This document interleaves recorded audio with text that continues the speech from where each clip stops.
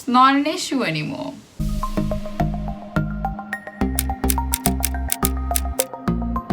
Hey guys, what's up? It's Sachika. Welcome to my channel. I hope you're having a great day and let's get into it. So this is actually my first collab video, and this is also the first time I filmed in 2 weeks, I think. Which, yeah, I know I haven't been uploading. I'm really sorry. I'm back in self-isolation, so it's not an issue anymore. So, first collab video. This is a collab with a channel called First Rate Tutors. They're much bigger than me and they did contact me. They do little study videos about A-levels and GCSE, little videos about what you need to know about certain subjects, little revision videos if you need those. I will put a link to them in the description, and I think the logo over here somewhere, and I think I will also link them up there. Is it there or there? I'm not sure, but I will link them somewhere and you guys can go check them out if you need any help. And so how this is gonna work is they sent me a list of questions and I will be answering those questions, and once I'm done filming this video it'll go to them and they will upload it to their channel as well. So if you guys wanna go check out their channel, it is everywhere, link in the description, link up there. I can't put the link there, but if you want to search them up, then they're First Rate Tutors. And yeah, so I have the questions on here and I'm okay. First question, and I'll put this on the screen. What were the 3 biggest challenges about studying art at A-levels? The 3 biggest challenges. Now, this is a very spontaneous video. I have not formulated my answers. Because I feel I will answer these best without having actually planned them, and my answers will be most real when I do. So, I think, well, one challenge was definitely the new syllabus for me, because we were the first people doing that syllabus. The first time it was tested was 2020, which it wasn't actually tested, but in general the first time it was tested was 2020. And the fact that none of us, me, my teacher, my friends, nobody knew how it worked, no matter how much we tried, and it was not good.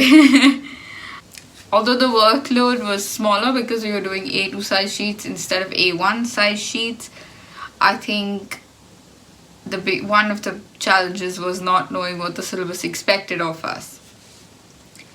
Second thing about art, and this will seem really stupid, but basically the chairs in my art room were not chairs. They didn't have a back, they were just stools that we had to sit on, and we had classes 4 times a week in that room. And also whenever any of us were free, like we had a self-study period or whatever, we would go and work in the art room, and you would just be bent over your work and you wouldn't have any back support. So the number of back issues all of us ended up with just because of those chairs was insane. So that's definitely another one. Third was, of course, my teacher. I will link that video as well. But the teacher that I had was a huge pain. And then I think there was one more thing, which it's not, I know she asked for 3, but I think this 4th one is important. So since I was an art student at both A-levels and I was applying to the design university, I was creating my portfolio separately and I was doing double the amount of art compared to, like, for example, if you're applying to a science university, you just do well in school, and if you have extra help then you go attend that and you do your homework. I was doing 2 portfolios side by side, and art takes a lot longer than just studying for a science question, so that was insane, I think.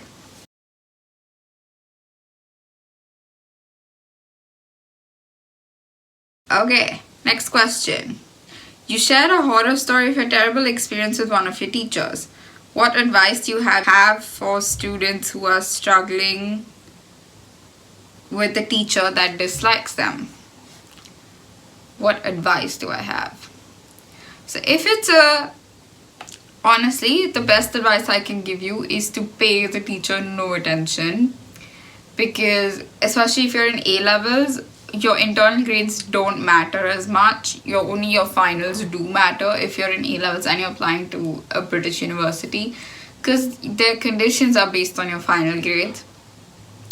So for example, if it's something like math or like physics or science or something, you can study those on your own. So just pay no attention to the teacher, and that's the best advice I can give you. If it's something like what I had, which was art, I know usually you need advice and feedback, so just take the advice and feedback from another art teacher. If you have someone in your life who does art professionally or whatever, you can ask them, or I'm sure your school would have more than one art teacher, so ask another art teacher for your advice and just literally pay no attention to the person who is bothering you. Oh my god, the lighting is weird because it's cloudy, as is expected from London City. Okay, number 3. You talked of bullet journaling as a student. What is bullet journaling for those who don't know, and why have you adopted it? So bullet journaling is this system that was designed by, wait, the name isn't coming to me, but basically you write down the tasks you need to accomplish either in a day or a week, and as you accomplish those tasks, you tick it off. And of course you can keep adding to it and removing from it. Yes, it's, oh shit, that's not supposed to happen.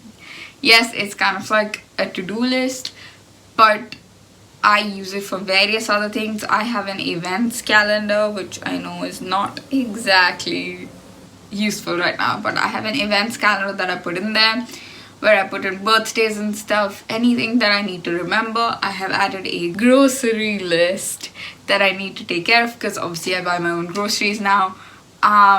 There's also a homework section that I've added apart from my daily stuff. I have a content scheduler for Instagram and YouTube that keeps me on top of my content, even though I haven't been recently, but I am getting back to it. So it turns out that my timetable changes every week. So I now have a section for classes this week in my weekly spreads. I keep track of my sugar and my meals and stuff as well in my bullet journal. Basically, bullet journaling is just a way to kind of organize your life. And of course you get ready bullet journals. They usually have a lot more features. They have a gratitude log, all of I also have a habit tracker and a mood tracker. But actual printed planners that you get outside, they contain stuff like a gratitude log, and a lot of different things. Actually, I got my dad one. That one was too complicated, so I think I'll get him a simpler one this time. And basically, yeah, it's kind of just a way to keep track of what you need to do and when you need to do it, and anything else that you actually want to keep a track of. Like I said, sugar, meals, habit trackers, mood trackers, whatever else, shopping list, grocery list, and whatever else you might need to add to it. I will link a couple of videos below about bullet journaling and what exactly it is, because I don't think I'm explaining this very well. It's just that I have made it work for me the way I wanted to. Oh, by the way, also I will on Sunday upload a November plan with me. Not for the designs, I will be following somebody else's design video, but just so you guys see what I include and how I use my thing, because I had made a video a couple of months ago about why as a student you need to start journaling. It's so useful and helpful. But that video, so what happened is that video didn't do too well on my channel, so I'm on a YouTuber support group, and I asked them for advice as to what wasn't doing well, and they told me that even though I have very categorically mentioned that I won't be showing how I use my bullet journal and just be mentioning why, I should show how I use my bullet journal, simply because it'll be easier for people to understand as to what I'm referring to as like a visual explaining thing. Now, the last question is, where do you see yourself in 5 years' time, and what are you doing to get there? So, my bachelor's gets over in the next 4 years, and like, that's definitely one thing I want to finish in the next 5 years. And I haven't actually decided what I want to do after my bachelor's, whether I want to get a job directly and then maybe do a master's later, or directly get into my master's. I haven't even decided what I'm doing for my bachelor's yet, so I really don't know how to answer that question. Of course, I'm looking at fashion design as a career, so hopefully I'm somewhere in the realm of fashion. Then whether eventually it turns out to be business or design or styling or whatever. And yeah, I also hope to have grown a little bit on YouTube with my channel and also my Instagram. So that is my plan for the next 5 years, really.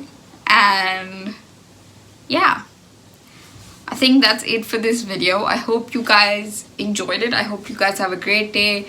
If you did enjoy it, please consider subscribing and liking the video. And while I'm being a good YouTuber about this, also drop a comment, because apparently that helps with pushing the video out on YouTube. So do all that. And yeah, that's it. Bye. Search them up. Yes, I'm sure your teacher would have, grocery